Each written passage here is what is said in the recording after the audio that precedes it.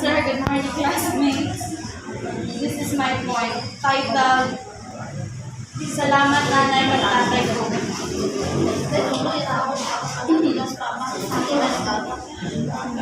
Kung akong iloy kagamay, salamat kay ako inyong intawan ko buhi kagkalipay. Ako naging maayo kaagi sa inyo kagabay, kag maging mayad ng ehemplo sa tanan nga bagay. Promise ko sa inyo, ako mangin matinakurong na tao. Tapusin ko ang eskwela ko para makabulig sa inyo. Promise ko, bastan ko ang tanan ng sakripisyo pagkabudlay naging himo niyo.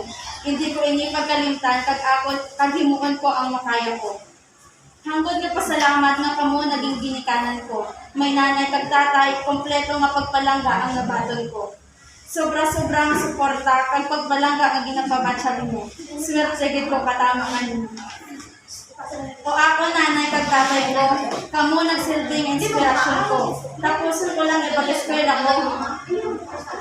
Matupad ko rin nga.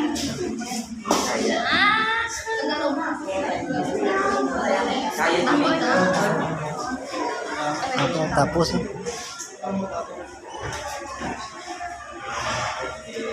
Hanggang kung isa din mapastan ko yung tanan, habod na ninyo.